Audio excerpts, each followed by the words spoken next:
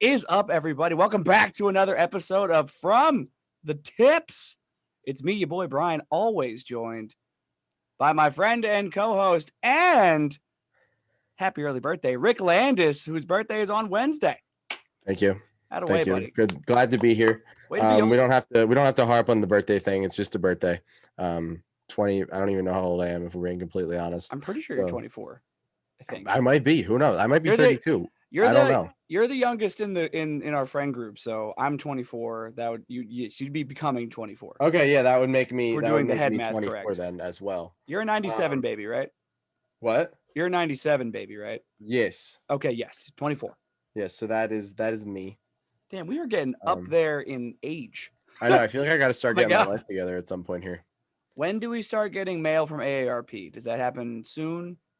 Or once you stop getting the random pre-approved credit cards from Chase and all those other random credit cards. Has anybody ever been like, yeah, oh, great, and started using them? Does that work? I need to at some point because I don't have like a legit credit card like that. I just don't know which one I want to do yet. I keep getting every 3 or 4 months I get the Disney Visa card, and I always think about doing that one. I think next time that one comes around, I might do that. But, I would say for you, do that one. Yeah, but I get all these random ones from like Chase and American Visa Express and Amex and MasterCard. I'm like, I don't want these. I don't even know what I'm supposed to do with this. Well, Rick, it's a credit card. So what you're gonna do is you're gonna swipe the credit card, and once your bill comes back every month, you're gonna pay that with another credit card, and it's a continuous cycle of free money. I love that. That sounds super dangerous for someone like me. So dangerous. I feel like I need to stick with the debit card where I'm forced to remember a 4-digit number in order to use it. Not only that, but also you're forced to a specific balance as not to accrue fees. Yes, exactly. So yeah, I don't even know how that came into conversation. I apologize. I'm going to apologize in advance. I'm happy about this. I'm going to apologize to everybody in advance. If I zone out or if something goes way off track and it's completely my fault. I just got my second COVID shot literally 2 hours ago, and I'm starting to feel the effects a little bit. So if I start to zone out or anything like that, my first one, I had a cough that lasted for 3 weeks. So hopefully that doesn't happen again. Yeah. But yeah, I'm already feeling a little zoned out and stuff like that. I'm ready for bed. So I apologize. You a little spacey right now? I'm a little spacey. You a little spacey? Okay. Yeah, well, don't worry, everybody. If he does end up fainting on the pod, I will continue on for the pod. Content. That would make great content. If I just passed out. I'd be like, what do you think about that, Rick? Oh, right. You are dead. Beautiful. Somebody call 911. Somebody call that. That man need Somebody call 911. Holy shit. That man need a guys, for those that didn't understand that reference. That man need a bam-a-lam. Get that man a bam-a-lam. Put it in reverse, Terry. Man, okay. Well, this week is a big one. We have the U.S. Open at Torrey Pines. Very excited about it. We will be talking a little bit about the Palmetto. Honestly, I didn't watch any of it, but I told you guys I wasn't going to watch any of it. So we'll get into that a little bit. We'll be talking mostly U.S. Open. But before we get into that, I got to tell you guys what's coming up this week because we got a big day. Today, June 15th, National Megalodon Day. Huge day right there. I get it because I love megalodons. Sharks are one of the coolest things to me. I don't know why. Do you ever just they're petrifying, man. They are, but they're so cool. Oh, they're cool. Don't get me wrong. Going in the ocean. Don't get me wrong. No, yeah, don't. I'd rather go into space than in the ocean. I don't. Now, see, that's totally different because at least I have an idea of what's in the ocean, as scary as it may be. Add that to the 2-man scramble. We will debate that. At the okay, save it to later. I have arguments, and I will change your mind. I'm ready for this. Also, June 15th, we have National Smile Power Day. I don't really know what that is, but I guess just go around and smile at people, and hopefully they smile back at you. But don't make it weird, because then it'll make things awkward. June 16th. Or you make it weird on purpose. There you go. That's a good idea. June 16th, we have National Fudge Day. Your birthday is on National Fudge Day? Apparently. What a day to be you. What? I mean, I got to hit the boardwalk. Have a day. I got to hit the boardwalk, grab myself some fudge. Are you working on your birthday? Oh, yeah. Every year. You at least treat yourself one of these times. I think my 21st. No, I did work on my 21st Yeah, we went out at in the night. morning. Yeah. I think I've worked my birthday every year. That's just so sad. You treat yourself one time, man. Just once. Eventually, I'll get there eventually. I got. When was the last time it's fallen on a weekend? I think my 21st was the last time. Was it? Oh, right, and you still worked because it was a Saturday, and not man. That hurts. That hurts me internally. Right. I'm over it. June 17th, the next day. What do we got going on the 17th? National Stewart's Root Beer Day. That's a pretty good one. How did they get their own? I don't know. I don't know why. Like there's A&W. There's like I don't know why it's smaller brands, Stewart's, but like Stewart's is pretty good. I'll give it to them. Yeah, I can't complain with that. What? I can't complain with that. Okay. I thought you were able to. Confused for a second there because I wasn't looking. I was just hearing what you were doing, and I got lost there. I'm constantly confused, especially when talking about root beer. Just completely over my head. Fair. June 18th, we have Wear Blue Day. So I'm gonna do that, even though I do that every day. 19th of June is Juneteenth. Apparently, that's a thing. Yes. I never heard that before. I think it signifies some sort of something with the revolution. I don't know. Hold on. June. And then June 20th. I wanted to get to June 20th because we have Father's Day. So happy Father's Day to all of the fathers out there. We won't be recording until Monday, so we won't be able to say it until afterwards. So I'm gonna say it now because I can. So happy Father's Day, everybody. Yes, happy Father's Day. Also, Juneteenth is a observation holiday for the end of slavery across the Confederate United States. There we go. Happy Juneteenth. It's weird that you're calling it Juneteenth. I feel like you just call that, I don't know, Emancipation Day, something along those lines. Because Juneteenth I don't make the rules, Brian. I just break them. That's a good point. I feel like Juneteenth is just, it sounds like a holiday that a teenager made up to not go to school that day. I feel like there could have been more thought put into this. School doesn't happen in June. Well, that's just not true. Well, not that late into June.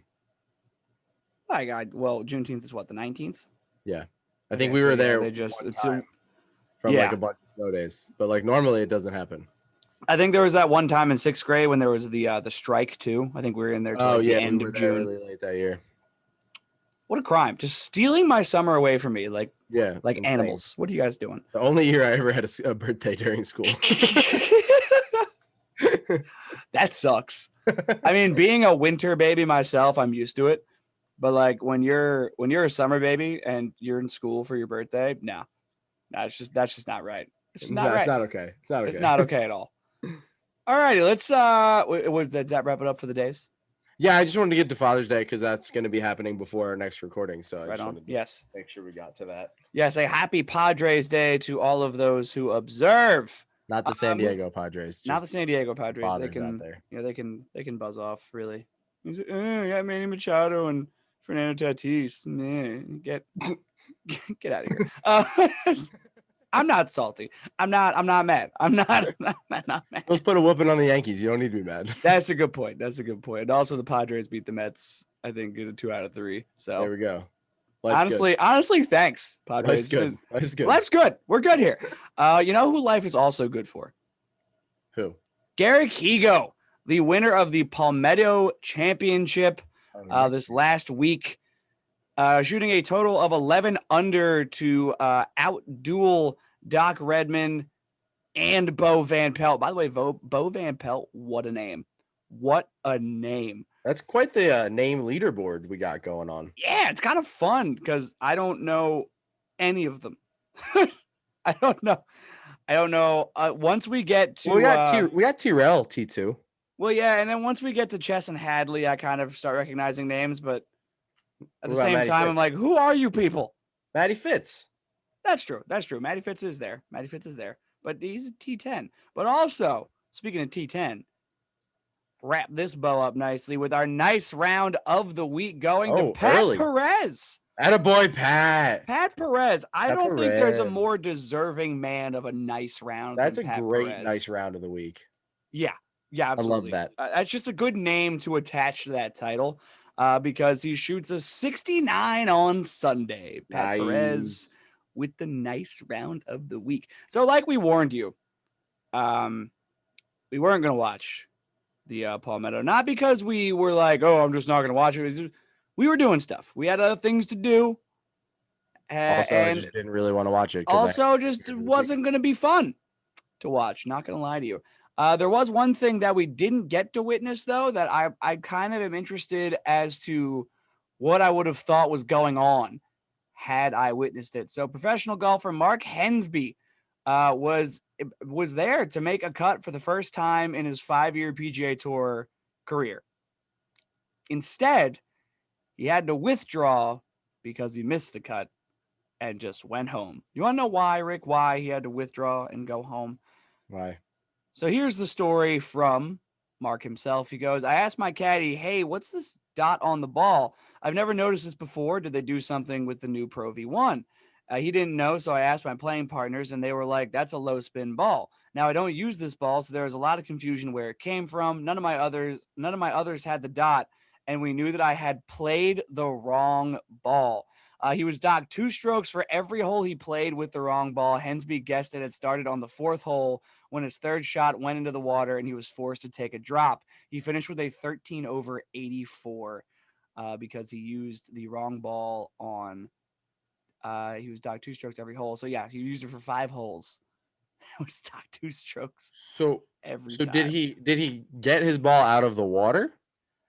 No, so I'm just confused as to how he ended up with the wrong ball. Because, like, if it went in the woods and he grabbed a Pro V1 that he found in the woods and he was like, oh, this is my ball, then I understand that. But, like, if you have to, like, go out of your way to go into the water and grab your ball. So what happened was. Like, I don't understand. What happened was, and what's interesting is this also involves Pat Perez. So Hensby apparently wound up with the wrong ball after he and Pat Perez inadvertently switched on the practice screen prior to the opening round. Quote, somehow I picked up one of Pat's balls and he ended up with one of mine. I only found this out because Titleist wanted to go to the bottom of it. I thought they had the wrong ball in the sleeve that I had. If you look at both balls, it's hard to know the difference. It's not like one is black and one is red. They're both black and one has a small dot on it and one doesn't. He says, unfortunately, I didn't notice that. I'm glad he didn't use mine. So this could have been unfortunate for 2 different people, but it just turned out Pat Perez didn't lose a ball and had to take a drop and then unfortunately use Hensby's ball. That sounds really stupid. That's so unfortunate. And it is really dumb because in my head, I'm thinking, oh, he played somebody else's ball that was shot out there. Yeah. No, it's from a drop in his bag that he took out of his bag, dropped, thusly making it his ball. I'm confused at why this is a thing. Yeah, I don't understand that. And this is, I feel like it's every week at this point with the PGA Tour, just random stuff that shouldn't be happening and is. And this is the reason that people don't want to watch golf, because of stupid stuff like this. Like, if he has to take a drop and that ball was in his bag, like, it's obviously an honest mistake. They obviously didn't go up to each other on the practice screen and be like, hey, you want to switch balls right now? And then, like, just give each other a ball. And Pat Perez was like, screw this guy. I'm not going to use his ball because then I'm going to get a penalty. Like, that didn't happen. Like, it was an honest mistake. There's no reason that they would do that on purpose if they know they're going to get a 2-stroke penalty on each hole. Why would you, like, I don't understand. If he had just dropped the ball in the middle of the fairway and did something like that, then sure, go for it. But if he had to take a drop out of the water and he pulled whatever ball was out of his bag, what's the problem? Yeah, I don't understand. I don't know if it's a like a making sure that the ball is properly regulated type of deal where the tour checks the balls prior to you going out to your round and being like, these are the only balls you can use. Yeah, but if during it was this in round, Pat Perez's bag, then it's obviously a good ball. Exactly, like it's obviously a regulated ball. That's where I don't get it. Yeah, it's not like it's not like he went into the woods and found something that a random member used earlier that week that they missed. You know what I mean? Like, yeah, it was another tour player's ball, so obviously it's up to par with what they need it to be. It's up to tour. It's obviously up to tour quality and regulation. See, I feel like if the ball was in his bag and he takes it out of his bag and drops, does it really matter whose original ball was it? Yeah. You know, like, does it really matter that much? They both use Titleist balls too. Like, it's It's not like he's all of a sudden using a Callaway out of nowhere. Yeah. I think the issue is I'm not 100% sure on this, but there is a rule that if you run out of balls while you're out there, you basically just have to forfeit, because Yeah. Tiger almost went through that the one time where his caddy just didn't have enough balls and he was like, please don't hit it in the water. Otherwise they had to withdraw. So I think it comes down to that rule, whatever that rule is. I don't know that because I'm not a rules official, and I never cared to be a rules official because that just sounds super boring. Sounds But I so think that I boring. honestly think that's what it comes down to. But at the same time, if you get to the end of the round and he still has balls in his bag, what's the deal? Like, who cares? And I get that that's kind of like a situational thing, and you could be like, oh well, if he shows up with no balls in his bag, then are you going to give him the penalty? Yeah, probably. Yeah. I don't know. It's a tough situation all around. Um, and you just feel bad for the guy because Yeah. it wasn't on purpose. And it's Whenever just, something's not on purpose, it's hard not to feel bad yeah. for the person. And it's just another example of week in and week out, the PGA Tour doing something dumb that doesn't need to happen. Yeah. And I feel like it's almost an every week thing now. If you want golf to be in the same echelon of conversation as the big four sports, you have to minimize the amount of dumb stuff that happens like this. If this was something like, say, the NFL, you know how teams use their balls when they're on offense. Just Yeah. it's how it is. Say they were like, oh, the 49ers are using the Packers ball. Um, they have to be they scored a touchdown with it. That touchdown is now null and void and taken Doesn't off count. the board.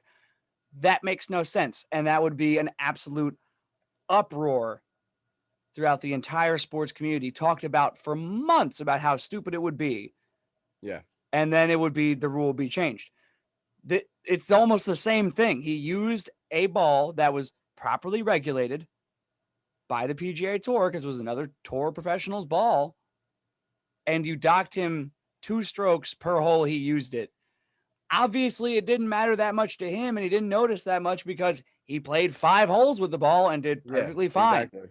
Like, it's just one of those things to me that's really frustrating to keep watching the PGA Tour just constantly do dumb stuff to put a negative light on the PGA. We know how fun it is to watch PGA golf. Our listeners know how fun it is to watch PGA golf. This is the type of stuff that people that are just trying to get into watching the tour are going to be like, this is dumb. I'm not going to watch this anymore. Yeah. Because it is. It's dumb. You know, he was about to make the cut for the first time in his 5-year PGA Tour career. And just off this very, very minor ball situation, you're going to dock him 10 strokes. It's just ridiculous. I'm starting to get fed up with how the PGA Tour goes about doing things, but it is what it is. We're really here for the golfers and the golf itself. So I guess that's, I like to compare the PGA Tour to Major League Baseball umpire Joe West. They constantly have to feel like they're the center of attention, not Yeah. the athletes. Yeah. They have to make sure you know they exist and that they're the ones in control And that they and suck. and it sucks. And it sucks. Other than that, I don't have a whole lot of other news from the Palmetto. How about yourself? You got anything? Nothing crazy. Dustin Johnson was looking pretty good coming down the stretch. Kind of blew up on, I think it was 16. He had that triple to kind of put himself out of contention. Yeah. He was like 1 or 2 behind the lead.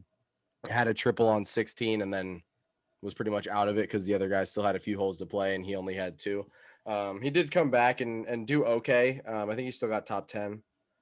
Yeah, he ended up finishing T10 with Pat 10. Perez and Matty Fitz. So, but I mean, at one point he was like up there, like as at T2. So kind of stinks for him, but it was nice to see him kind of getting back into his winning-ish ways where he's up there and he's doing well. I think that actually bodes pretty well for him because we've talked about this before. We don't see many back-to-back victories as far as weeks go on the PGA Tour. Seeing him play as he did this past week and knowing that we have the PGA, or not the PGA, the US Open coming up, it does bode well for him, I think, having a little bit of momentum but not having a win. So it'll be interesting to see how he plays this upcoming week.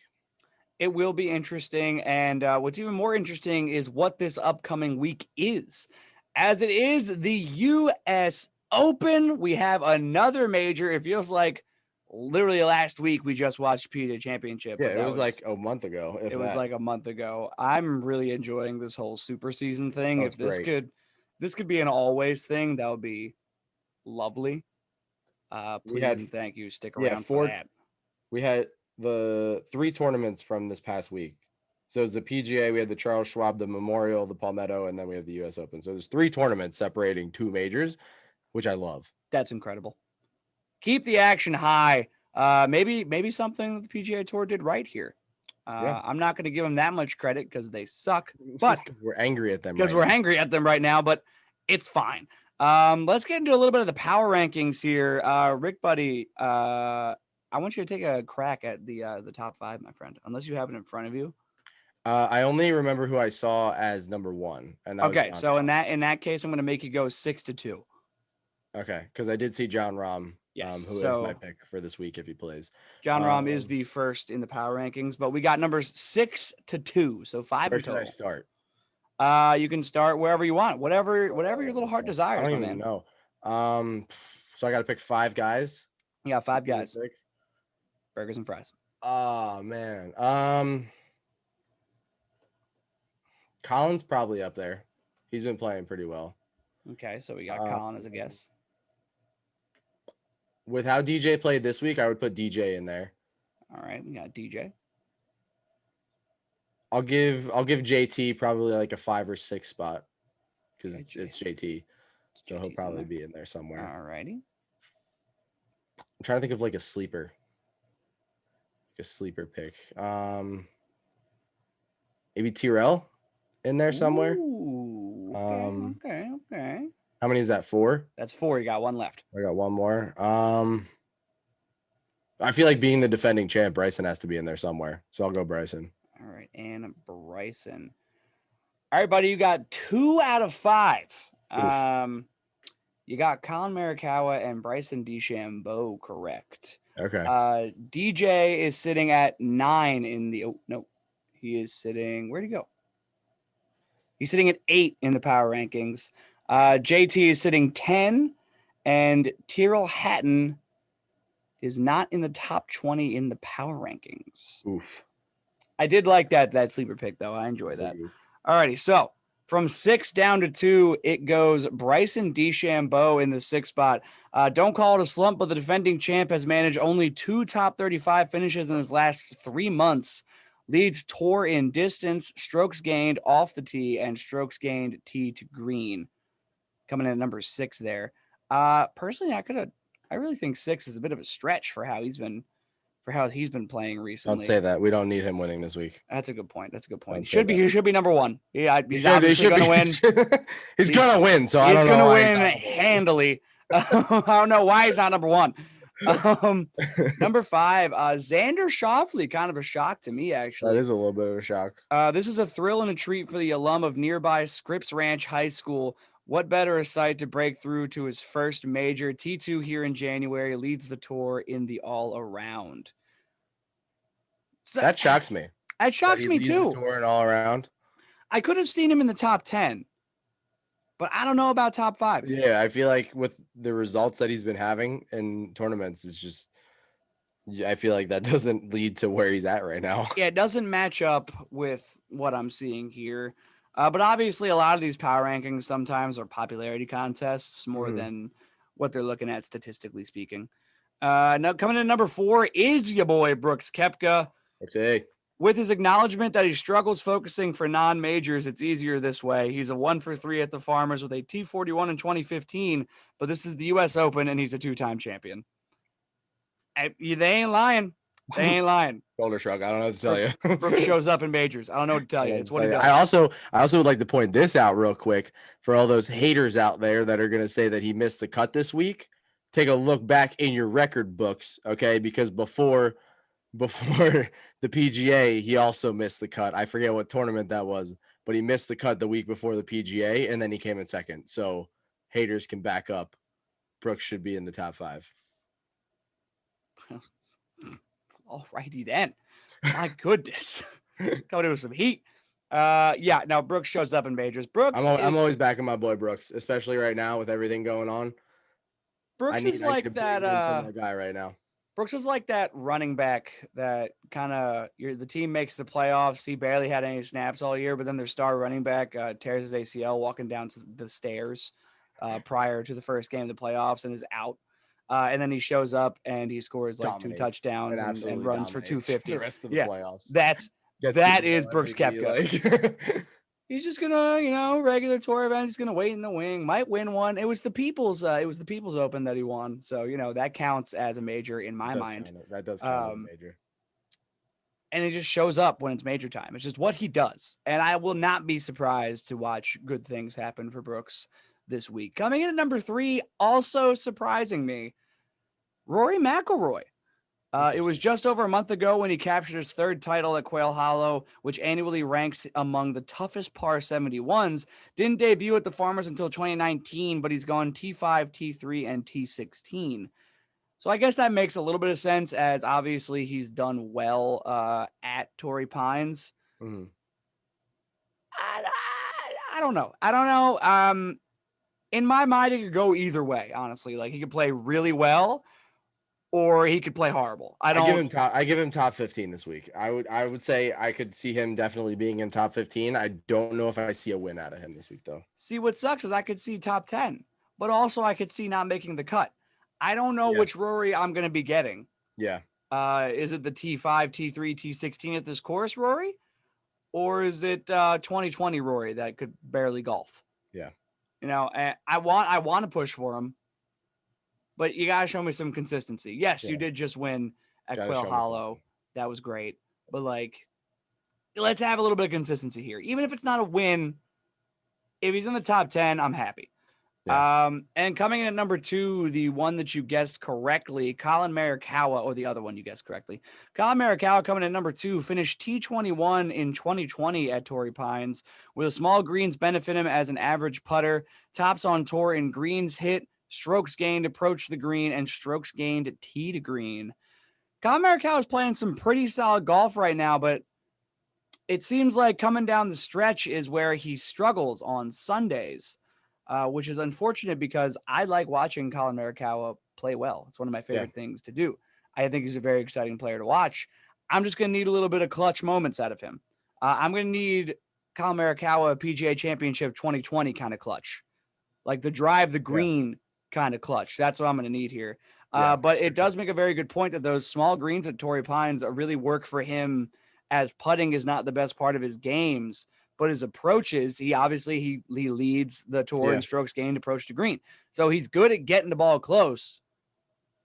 It's just putting the ball in the hole, which obviously is the entire purpose of playing golf. But either way, which obviously we struggle at. And by the way, folks, you're about to, when this drops, the drop video that's going along with this is a little collage of how much we suck. Oh no, we gotta drop that separate. We gotta do that. We gotta drop that separately. Okay. Yeah, we're gonna drop. It's gonna get dropped anyways. We'll do that on Wednesday. Yes. We'll do our normal post, and then on Wednesday we'll drop that one. Yes, we will. Okay, sounds good. All right. I don't make the decisions when it comes to the social media stuff. That is so much Rick's domain. Keep an eye out on Wednesday and Thursday. I got 2 videos coming out on Wednesday and Thursday from our round this weekend, which we will talk about in 2-man scramble segment. Right on. As far as the social media is concerned, it would suck if it was left to me. So, it's not great right now. I haven't been doing so much. It is so much better than if I was doing it. So thank you. I definitely need to get better on that. If anyone wants to be our social media and post for us, we can't pay you. We can't pay you, but we'll shout you out every single time. You want some friendship? I got that.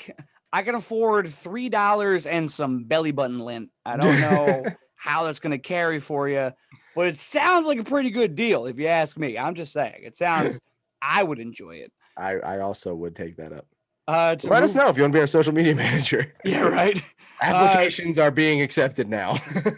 And applications will be accepted here in this small trash can that I've put next to myself. To move forward, we do have some odds. Oh, we didn't say about John Rahm. how he's gonna absolutely dominate because of how angry he is right now. Well, I was going to bring that up. As Jon Rahm does have the best odds at winning the U.S. Open. So it says here in the power rankings, as if he needed any more motivation to break through in a major, now he's hungrier following the Memorial withdrawal. Winner at Torrey Pines in 2017, runner-up in 2020, number one in adjusted scoring. I mean, he's got 10-1 odds to win. He's going to dominate. And I'm honestly, if I'm a golf ball, I am so scared right now. I am shivering. If I am a Callaway, the tri-track thing, I think that's what he uses. But is that what he uses? I thought he uses Chrome Soft.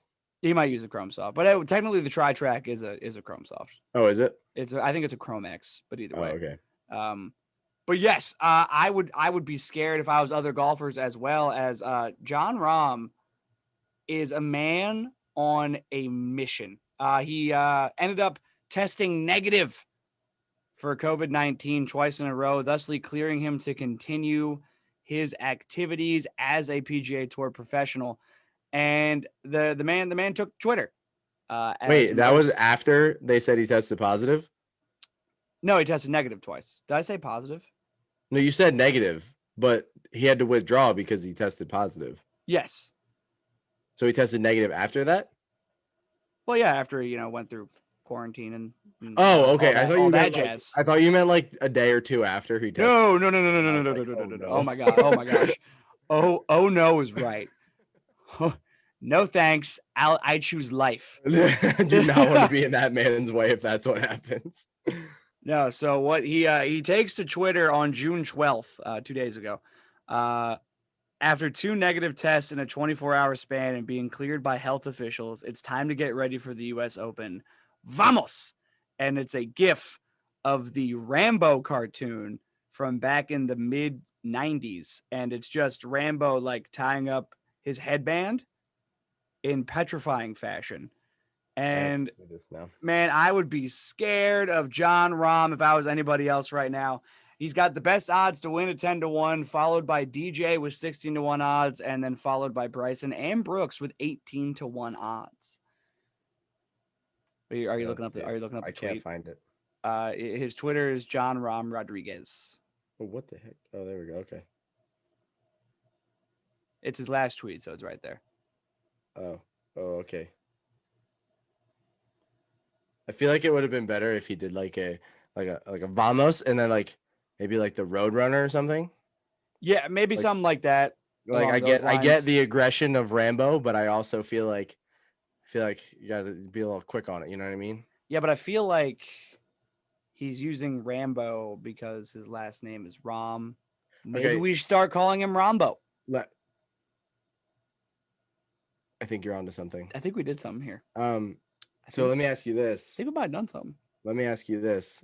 What if our man Rambo shows up I love this. Angry about what happened with COVID, and instead of wearing a hat per usual, he gets permission from his sponsors to wear a bandana, and he ties it on like Rambo on the first tee box. Oh my God. That would be the most incredible thing I've ever witnessed in my life, especially if he goes on to win a savage. Oh, look, I know you love Brooksy and everything, but at that point, it's just you get on the Rahm train. Oh no, John! I think John is probably going to win this week based off of everything that's happened. But I am always pulling for Brooks. Yeah, like I'm always John is my pick this week. He is my pick. I think he's going to dominate, and I think he's going to basically just do everything that he was doing 2 weeks ago at the U.S. Open, and he's going to make Bryson and Patrick Reed cry, and I'm going to love every second of it. Right. So another note as far as odds are concerned.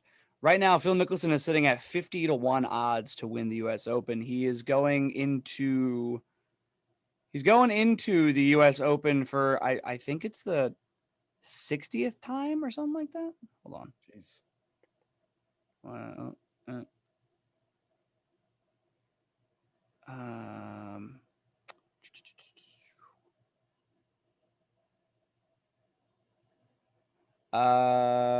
Cha.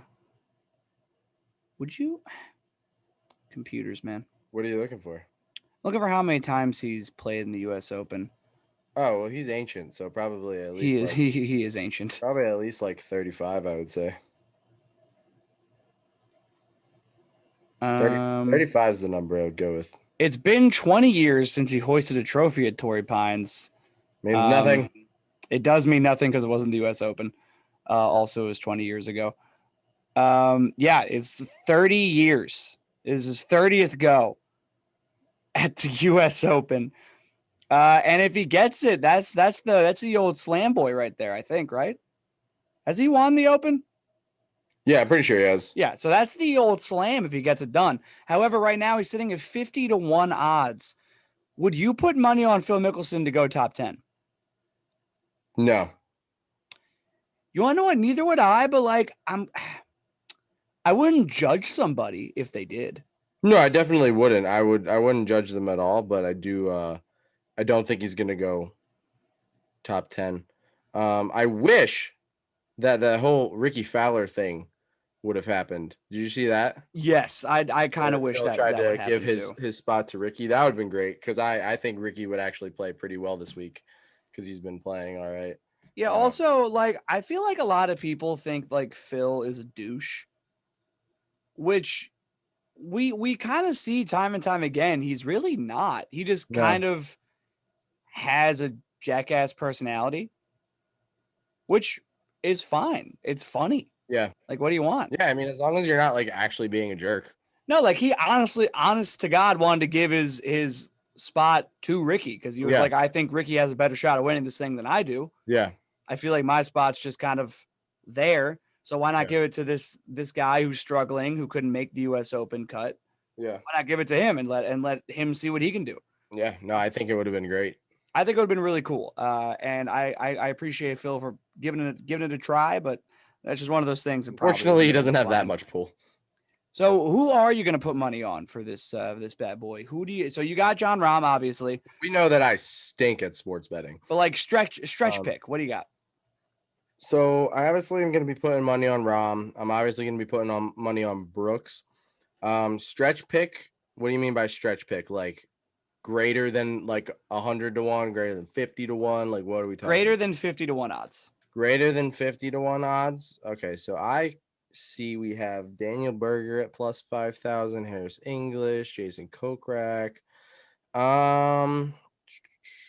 Corey Connors. Yeah, this is what I'm gonna do.